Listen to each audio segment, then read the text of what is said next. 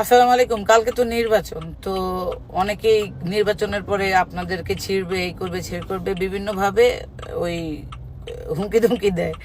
তো হাসিনাই ছিড়তে পারে নাই, তো ওরা কি ছিড়বে এটা আমার জানা আছে। ধরেন একটা রাজনৈতিক দলের 70% হচ্ছে চোর, ঋণ খেলাপি, চাঁদাবাজ, লুচ্চা। এরা বাংলাদেশের আইন তৈরি করবে, আর এদেরকে ভোট দেওয়ার জন্য দলীয় প্রধানের নির্দেশ মানতে হবে। এই সমস্ত আবেগের কোনো দাম আছে? জুলাই আন্দোলনে কি এই আবেগের কোনো ভ্যালু ছিল?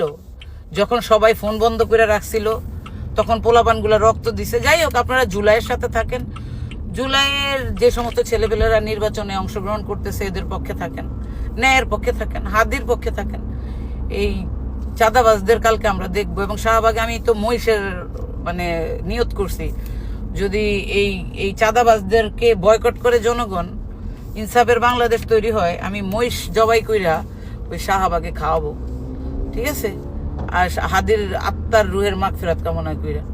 তো ছাত্র সংসদ নির্বাচনে তো পোলাপাইন দেখাইয়া দিছে, তরুণ প্রজন্ম তো টোকাই, চাঁদাবাজ, ঋণ খেলাপি, লুচ্চাদের ভোট দিবে না।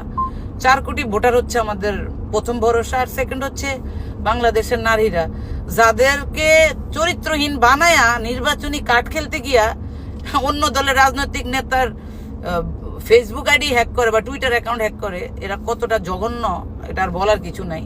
তো এখানে ডিপ স্টেটের একটা ষড়যন্ত্র ছিল। যাই হোক, শয়তান তো সব জায়গায় থাকে। যারা আয়নাগড় করছে, পিলখানা হত্যাকাণ্ডের সাথে জড়িত ছিল, তারা তো চাবেই যে তারা এমন একটা সরকার আসুক যেন এই ক্রিমিনালদেরকে ক্ষমা করে।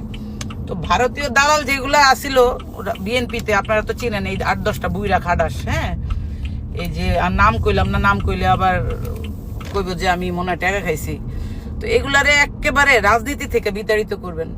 আর যারা ওই যে কি যুব সমাজের নামে যুব দলকে টোকাই বানাইছে, ছাত্র দলকে ছিনতাইকারী বানাইছে, এগুলারে কালকে আপনারা সাইজ করবেন। আমি আপনাদের সাথে আছি ইনশাল্লাহ। কালকে সারাদিন বাংলাদেশের খোঁজ খবর নিব।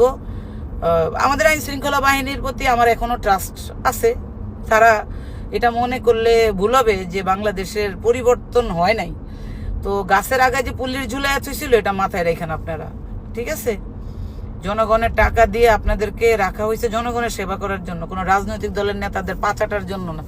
আর মিডিয়া তো কিছু বললাম না, মিডিয়া তো বিএনপির ওই যে কি জানো, জনাব তারেক রহমান সাহেবের প্রেস সচিব বিভিন্ন চ্যানেলের মালিকদের ফোন কইরা চ্যানেল থেকে তাদের লোকজনকে সরায়া বিএনপির লোকজন বসাইতেছে। বসান আপনারা, কোনো লাভ হইব না। কারণ টাকা দিয়ে বা ক্ষমতা দিয়ে আপনারা মিডিয়া দখল করতে পারেন, কিন্তু বাংলাদেশের সাংবাদিকরা জুলাই আন্দোলনে কিন্তু শহীদ হয়েছে, এটা আমরা ভুলি নেই।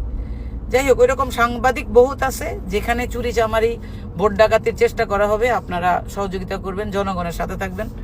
মুক্তিযোদ্ধা সন্তান হিসেবে, স্বাধীন বাংলাদেশের নাগরিক হিসেবে আমি মনে করি সত্যিকারী স্বাধীনতা অর্জনের জন্য আমাদের যে নির্বাচিত সরকার দরকার, তাদেরকে আমরা ভোট দিব। ভারতীয় দালাল, কোনো বিদেশি শক্তি, আধিপত্যবাদের পাচাটা গোলামদের আমরা ভোট দিব না। সবাই ভালো থাকেন। কাজ শেষ হইলে আবার ইনশাল্লাহ আপনাদের সাথে কথা হবে। আল্লাহ হাফেজ।